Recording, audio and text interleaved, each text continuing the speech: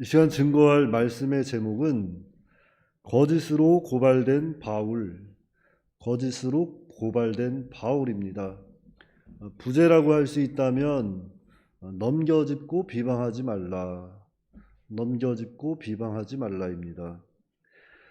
제가 사도행전 처음에 시작하면서 이 사도행전은 교회 운동이라고 말씀드린 적이 있습니다. 예수님께서 제자들에게 지상명령, 너희는 땅끝까지 이르러 복음을 전하라 지상명령하시고 500여 형제가 보는 앞에서 승천하시고, 그리고 보혜사 성령이 임하시고 복음이 전파되고 교회가 세워지고, 또 교회가 세워지니까 여러 가지 크고 작은 일들이 많이 일어나고, 또 교회가 세워질 때에 또 여러 가지 또 방해 가운데서도 성령께서 그 교회를 세워나가는 것을 우리는 이 사도행전을 통해서 지금 계속 배우고 있거든요.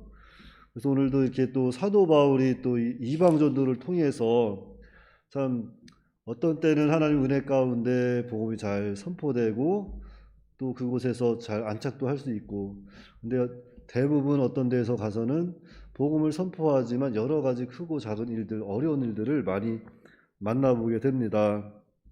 그래서 오늘 말씀도 보니까 사도 바울이 참 3차 전도 여행을 마치고 예루살렘으로 이렇게 또한 돌아오게 되는데, 그곳에서 이렇게 또 거짓으로 고발되는 그런 사건을 통해서 오늘 우리 교회는 어떠한지, 나는 어떠한지 우리가 거울 삼아 볼 수 있는 그런 온유하고 겸손한 마음이 되어야 되겠어요. 그래서 먼저 27절 말씀해 보시면, 그 이래가 거의 참에 아시아로부터 온 유대인들이 성전에서 바울을 보고 모든 무리를 충동하여 그를 붙들고, 7일간의 결례가 거의 끝나갈 무렵 아시아로부터 온 유대인들이 바울을 붙잡고 모든 무리를 충동하고 고발하는 내용입니다. 그런데 여기 말씀해 보시면 아시아로부터 온 유대인들이다 그랬는데, 이것은 오순절을 지키려고 에베소에서 올라온 유대인들을 가리키는 거예요. 에베소 교회가 아니라 에베소에서.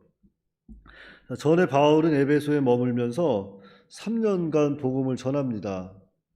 그때 에베소에는 데메드리오라는 그 은세공업자, 그러니까 은을 세공해서 우상의 형상을 만들어 그것을 팔아서 먹고 사는, 그것을 생계를 유지하는 그런 사람이 있었는데, 바울이 복음을 전하며 우상은 아무것도 아닌 것이라고, 헛된 것이라고 이렇게 가르치니까 자기 사업에 피해가 생기게 됐으니까 이 바울을 붙잡아 죽이려고 에베소 사람들을 선동한 그런 큰 사건이 있었습니다. 그래서 바울은 에베소에서 좀 많이 알려진 사람이었어요.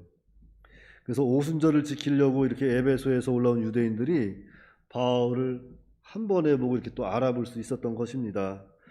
그래서 그 바울을 지금 붙잡고 도망가지 못하게 바울을 이렇게 딱 붙잡은 거예요. 붙잡고서 사람들을 선동을 합니다. 그래서 오늘 우리들도 이런 것을 볼 때에 참으로 지금도 그 시대도 그렇지만 마귀는 교회 운동하지 못하게 늘 방해하고 있어요. 늘 방해하고 있는데 그들도 또 협력을 한다는 겁니다. 그래서 이러한 것들은 우리는 교회 안에서도 잘 분별해야 돼요. 복 있는 사람은 악인들의 꾀를 쫓지 아니하고 죄인들의 길에 서지 아니하고 오만한 자들의 자리에 앉지 아니하고 그랬습니다.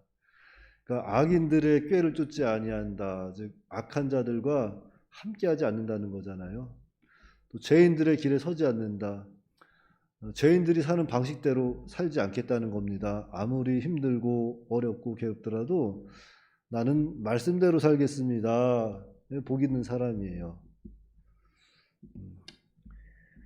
그래서 오늘 우리는 늘 선에 서서 선한 하나님의 뜻을 쫓아가야지, 자기 생각, 자기 뜻, 자기를 위한 것을 찾아서 나아가면은 하나님 나라 운동을 방해하는 것이고 교회 운동이 잘 되지 않아요. 28절입니다.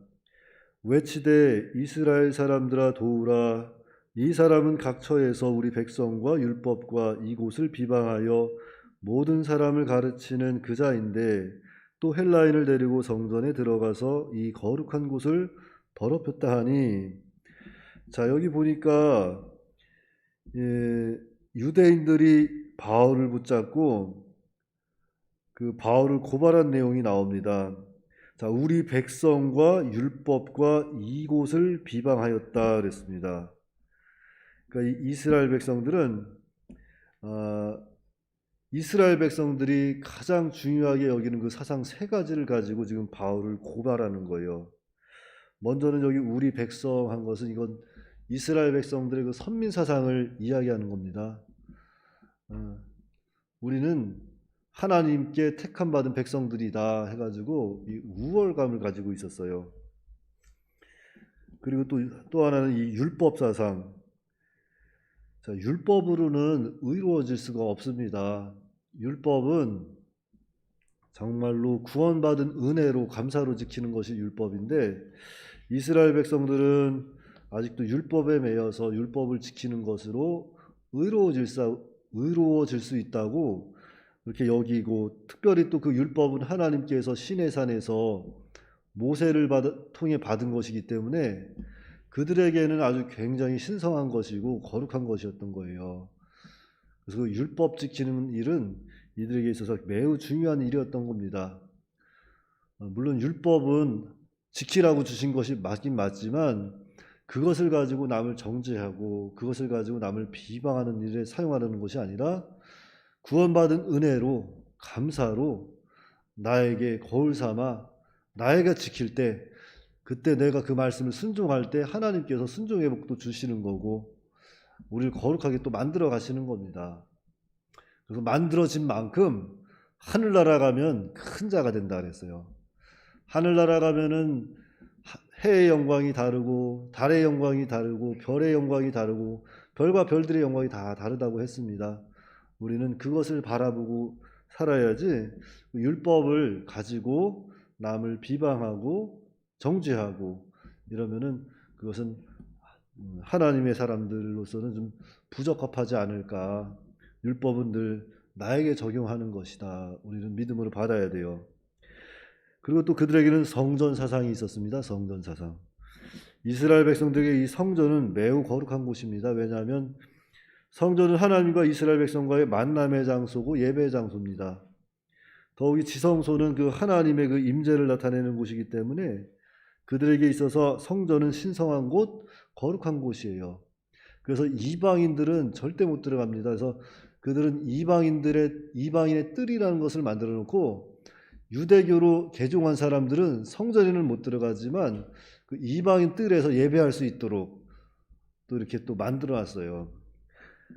그래서 이 중에 하나라도 부인하고 행치 아니하면 아무리 유대인이라 할지라도 그들에겐 이방인이 되는 것이고 죽어 마땅한 자가 되는 겁니다. 그런데 바울을 고발한 내용 보니까 이 세 가지, 이스라엘 백성들이 가장 중요하게 여기는 이 세 가지 사상을 가지고 고발하는 거예요. 그러니까 바울을 죽이기로 작정한 겁니다. 아주 악한 마음이죠. 29절입니다. 이는 그들이 전에 에베소 사람 드로비모가 바울과 함께 시내에 있음을 보고 바울이 그를 성전에 데리고 들어간 줄로 생각함이로라. 전에 바울이 에베소 사람 드로비모와 함께 이렇게 시내에 있는 것을 봤다는 거죠. 자, 그러니까 성전에 들어갔다는 걸 본 거예요? 아니면은 성전에 들어간 것을 보지 못했다는 거예요? 성전에 들어간 것을 본 것이 아니라 그냥 시내에 함께 있었다는 것을 봤다는 거예요. 그것을 가지고 지금 이 유대인들은 바울이 이방인을 데리고 성전에 들어갔다고 이렇게 넘겨짚는 말로 비방해서 지금 고발을 하고 있습니다. 그러니까 아주 추측을 하고 넘겨짚는 말, 이것은 아주 위험하고 잘못된 행동입니다.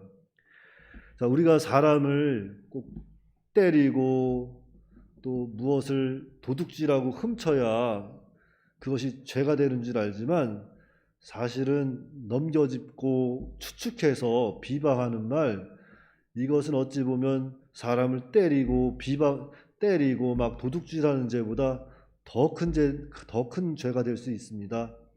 어쩌면 살인죄보다도 더 무서운 죄가 넘겨짚는 말, 비방하는 말이 될 수도 있어요. 왜냐하면 오늘 이 사도 바울은 결국 이 넘겨짚는 말 때문에 재판에 넘겨지게 되고 결국은 로마까지 가서 순교를 당하게 됐으니까요. 그러니까 가정에서도 그렇고 사회에서도 그렇고 교회에서도 그렇고 넘겨짚어서 생각하고 넘겨짚어서 말을 해서 비방하면 하나님 앞에 큰 죄가 된다는 것을 우리는 늘 깨달아야 할 것입니다. 그래서 오늘 유대인들은 이 자신들이 가지고 있는 사상 그 우월감 때문에 바울을 붙잡았습니다. 그러니까 내가 너보다 낫다 그러는 거예요. 내가 너보다 낫다. 그래서 이 우월감 때문에 죄를 짓게 되는 겁니다. 그래서 우리가 오늘 기억해야 할 것은 이렇게 넘겨짚고 비방하는 말 하지 말라는 겁니다. 율법은 항상 나에게 적용하는 것이고 은혜로 감사로 지키는 거예요.